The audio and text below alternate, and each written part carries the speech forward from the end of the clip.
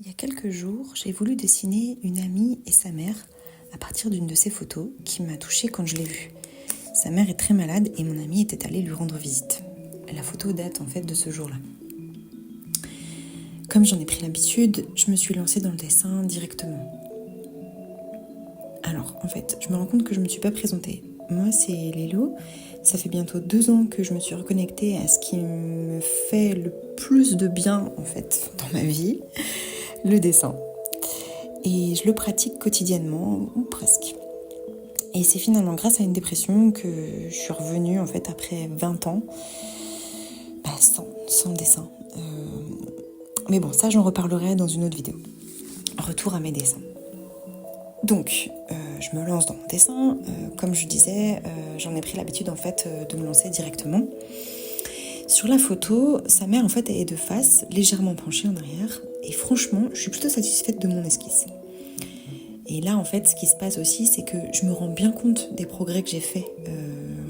Il y a 2 ans, je savais presque pas dessiner les portraits. Donc j'avoue, je suis plutôt contente. Donc je passe à mon amie, au dessin de mon amie, qui elle est de profil. Et bon, je me pose pas spécialement de questions, à part mon travail d'observation devenu habituel, quoi. Mais bon, je vois bien que ça va pas trop, je continue parce que j'ai quand même appris à, comme on dit, trust the process, faire confiance au processus. Mais non, pas cette fois.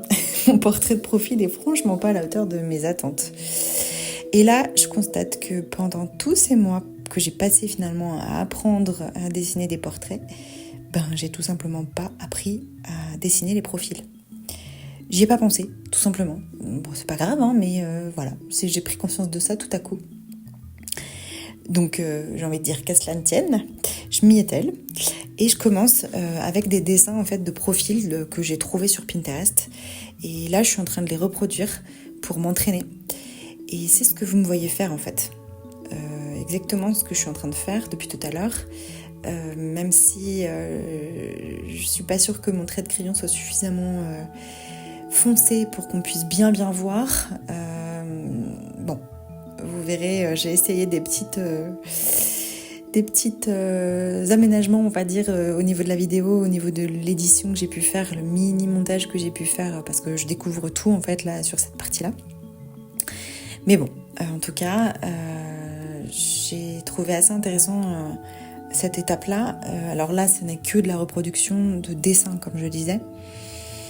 Donc évidemment, je vais avoir besoin encore de m'entraîner. Enfin, en tout cas, moi, je ressens le besoin parce que le dessin de mon amie et de sa maman, alors, j'ai filmé la première version. Là, je ne l'ai pas mise sur la vidéo en question que vous êtes en train de regarder.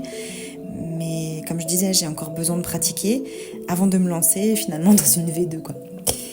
Je vous montrerai le ou les avant-après dans une autre vidéo, je pense.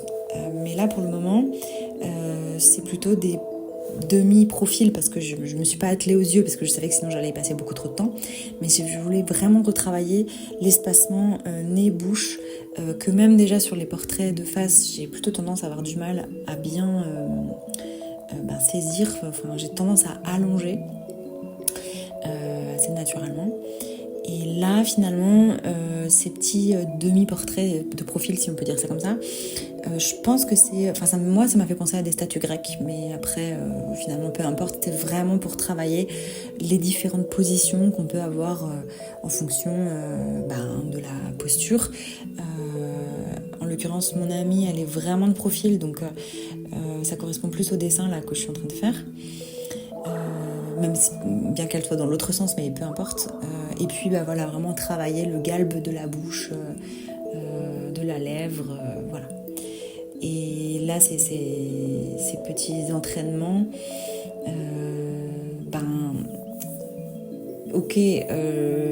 j'aurais pas été capable il y a 2 ans de faire ça comme ça. Mais n'empêche que là, c'est relativement simplifié parce que je pars déjà d'un dessin. Je suis en train de reproduire des dessins, en fait. Donc le travail est déjà mâché. Le travail d'observation, en tout cas, est déjà mâché. Mais c'est comme ça que je me suis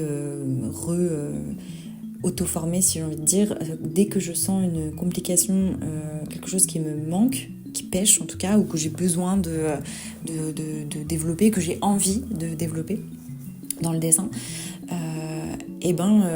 j'ai trouvé que progresser par étapes, c'était pas mal. D'abord en commençant par donc la reproduction de dessins sur la chose précisément que je veux faire. Donc là, vous l'avez compris, les portraits de profil. Et ensuite, je complexifie au fur et à mesure une fois que j'ai un peu capté. Mais ce que je viens de dire capter, ça vient pas de capter le... Enfin, c'est pas une histoire que d'intellectualisation, voilà. C'est une histoire de faire. À force de faire, bah en fait, finalement, j'arrive à avoir quelque chose de plus abouti. Donc, là, j'ai beaucoup parlé de l'aspect technique, en quelque sorte, mais tout ça, à la base, c'était vraiment parce que, voilà, j'ai été bloquée, finalement, dans le dessin que j'avais envie de faire. Ça m'arrivait très, très, très souvent au début. Là, forcément, comme je disais, avec 2 ans de pratique, donc je sais pas, là, je dois être à quasiment 800 dessins ou quelque chose comme ça, parce que je fais un petit dessin tous les jours. Alors, pas forcément dans un calepin A4 comme là, je suis en train de faire. Jusqu'à présent, je faisais dans des petits calepins A5. Pareil, parce que ça simplifiait aussi le fait de ne pas avoir une grande page à remplir, mais une demi-page finalement. Et voilà, là par exemple, je fais une petite aparté, là c'était clairement pas du tout assez foncé, donc j'ai essayé un truc sur le montage, mais bon, c'est pas grave, ça m'a amusé.